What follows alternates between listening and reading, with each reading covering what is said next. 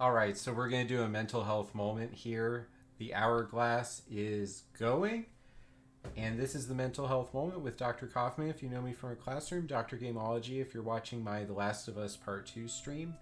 And here we go. We had another flashback with Ellie spending time with Joel.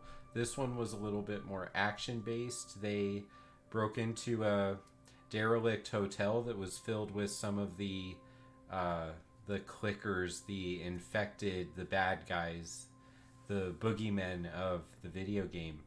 And so, getting past the horror and the survival roots of the gameplay, Joel is gone in this story.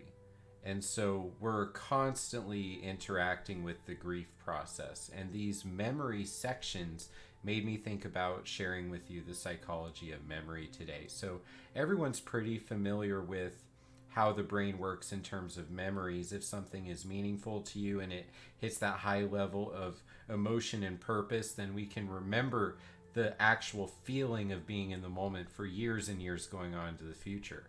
So, how does that work? Well, when it's in working memory, this is kind of the thing that our brain is focused on in the moment.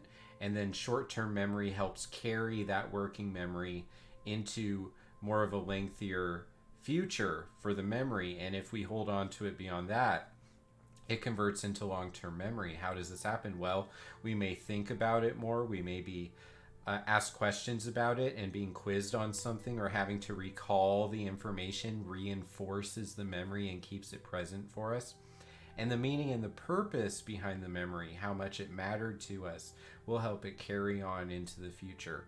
So when we get into that long term phase of memory, going down into the different types of memory, we have declarative memory, and these are facts and events that we recall that we're able to talk about them. And then we have episodic memories. These are the experience of being in the events, like an episode in our life. And The Last of Us Part 2 is having us play the present with Ellie, but then taking us back 3 years and 2 years. And we're getting more of her story as a player. But for her, it's part of the grieving process. Joel mattered a lot to her. And these memories, they come up involuntarily. If you've lost somebody in your life, you can probably understand exactly what I'm talking about. Something will happen during the day. It will trigger this cascade of flashing images through your mind. And then you settle on just this full memory. It fills you up. And you move on with your day, hopefully. And some of that emotion of how you feel about what just came to the front of your mind will be added into your day just from that moment at random.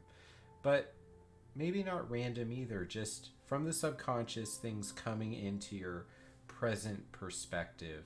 Memory is a really interesting thing. It's one of the things that separates us from a lot of other living species on the planet, is the way that the brain will bring things back to us.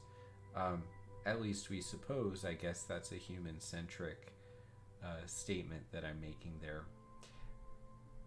I just wanted to talk about how the storytelling is connecting the grief process and then also connecting into memory.